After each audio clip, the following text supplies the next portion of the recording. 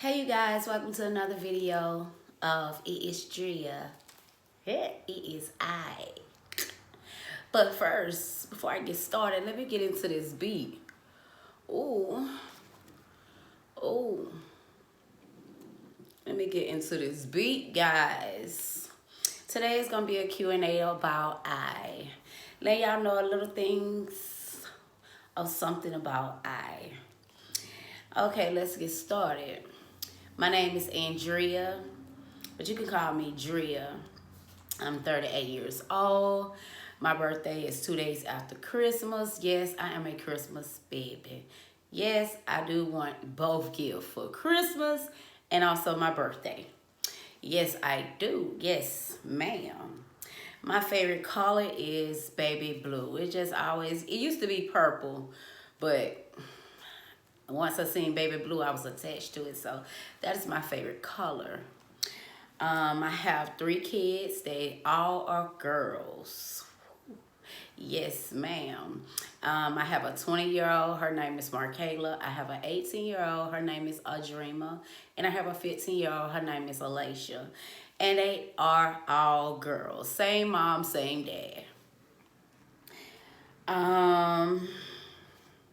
Do I have how many kids?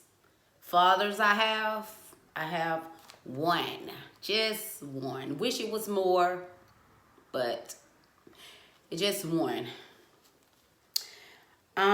Do me and my kids' dad get along? No, but I pray for him and I love him by far. So, on to the next. What I love about myself, I love that I am I. I love that I am a strong individual.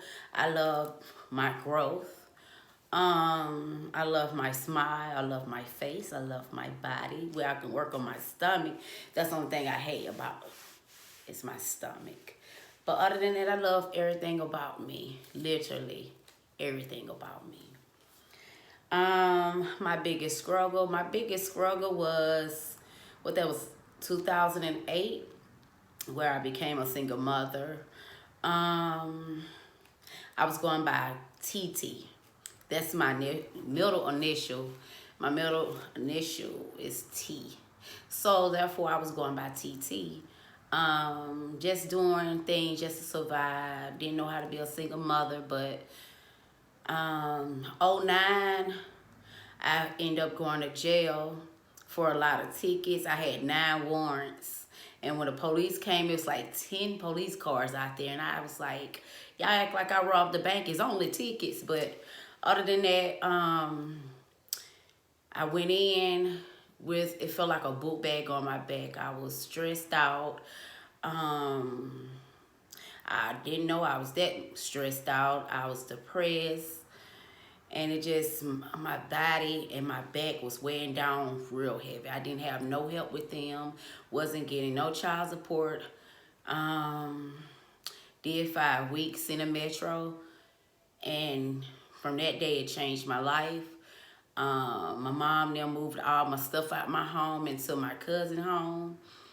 I lost my car. And it's just like I had to start over from scratch. And within 2 months of being out, I got my apartment. My whole house was furnished. And it's just like God is good. But when I was getting out, the closer it was for me to get out, I kind of started stressing, and I was asking God, like, I'm going to be homeless. I have no car. I don't know how I'm going to make it. So I just started having long talks because I actually used to be mad at God, you know, in a situation of '08 and half of '09. And I used to wake up and I used to cuss God out, like, why did you wake me up? I was just pissed because I didn't want to live anymore. And I was on this note, basically like this. And I was about to start writing of basically like a goodbye letter because I was about to kill me and my kids. And my cousin Tiffany, she pulled up just in time. And actually when I was telling her, like, you just saved me and my kids' life, thought I was playing. She started laughing and everything, but I was telling her I didn't see anything funny because I was dead for real. And like I said, when I got locked up, I talked to God a whole lot, more than I ever. And God was telling me, because I kept saying, I don't know what I'm going to do. I'm lost once I get out of jail. And God was saying, on the left hand, you can get out, still be TT and scheming and scamming and doing all this and that. Or you can choose the right hand to get out, to become your name again, and that's Andrea. And I got you. And it just, once I got out, God had me. He was putting so many blessings in my life, in my world. A lot of people were saying, such and such looking for you. And when I did run into such and such, every time someone shook my hand, or someone I haven't seen ever since probably high school, they adapt my hand, and it's every time it's money they will slide. And then I thank God for that, and I've been choosing the right hand ever since. So, and I thank God for that, because I done came so far. That's why I always feel like I'm blessed to see another age. I'm blessed to see my kids go to another age and succeed in life. So I thank God for that. So what's my biggest pet peeves? Like I said, I came so far. My biggest pet peeve is a deadbeat, because my kid's dad didn't help me. I've been raising my kids ever since my oldest one was 6 years old, and she just turned 20. My last daughter, she was 2, and she's 15. So the biggest pet peeve I have is a deadbeat mother and a deadbeat father, because kids ain't asked to be in this world. And I just feel like no matter what you go through or whatever, if you bring kids in this world, stick with them kids, take care of them kids to the best of your ability, and put yourself last. And always put your kids first, because that's all that matters. And once you do be able to put your kids in front of you, it's so many blessings that is gonna come to you. So another big pet peeve that I don't like: mess, drama, all that he say, she say. I don't deal with it. I don't go around it. I don't like no one talking about someone's situation, because for once I was in a situation and I didn't know how I was going to get out the situation. So I don't sit around women or men when they trying to down someone's situation, because a dark place is a serious thing. And I just can't sit around that, because just the same ones who probably talk about someone else's situation or what they going through was the same ones who was talking about me and my situation. So I don't like any of that. So yes. Okay. The biggest growth I had is, like I said, in the situation of 2008, 2009. I overcame that.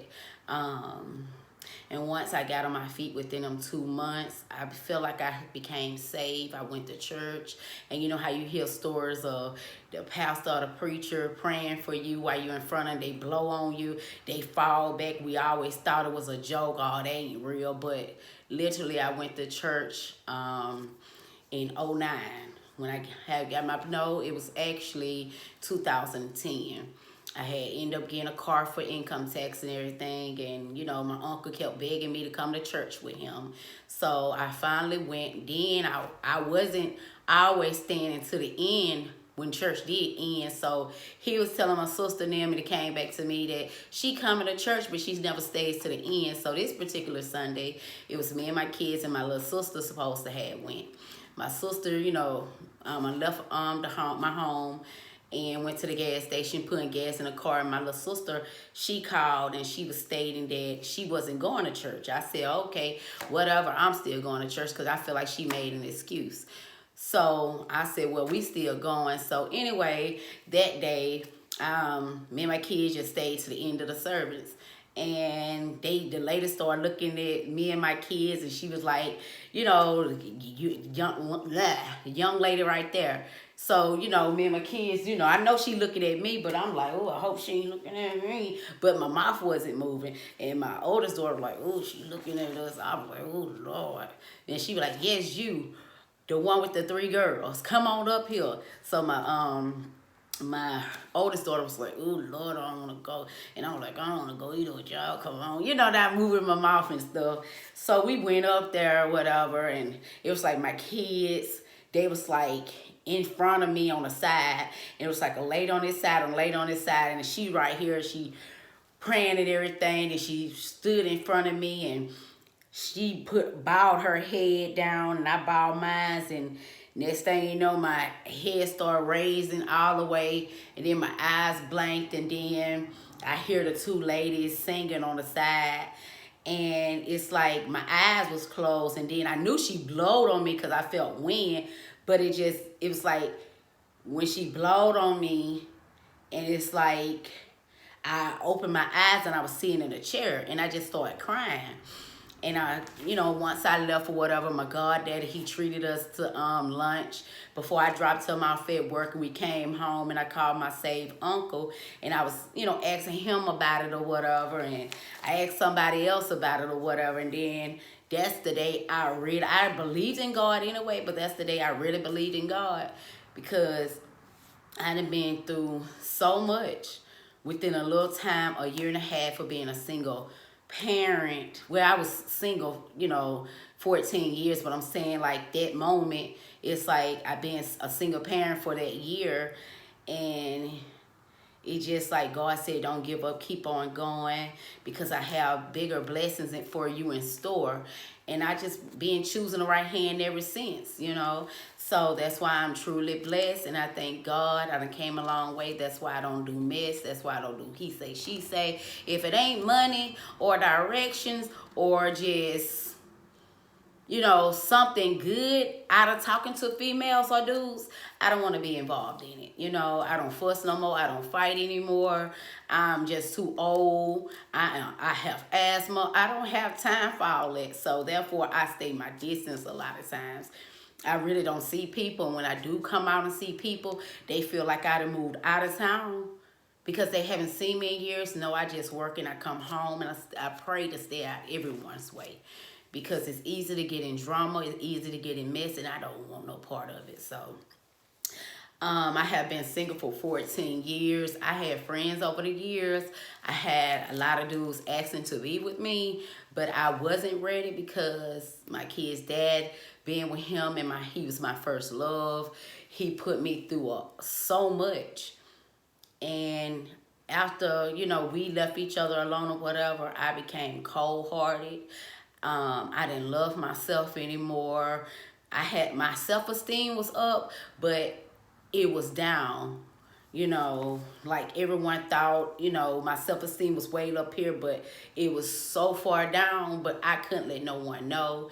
And it's like I had to rebuild me again because I lost myself. A lot of people's like, "Oh, girl, you just like a dude. You so cold-hearted, and dang, whoever hurt you, let it go," and all this and that. And, and then I had like old wounds because I came from an abusive home where I got abused by my mom and dad. So then getting into a relationship, my first love, had 3 kids out of it, always been faithful to him, and just putting my all into that relationship, and he didn't give me his all.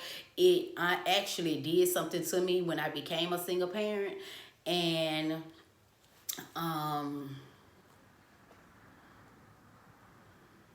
yeah, but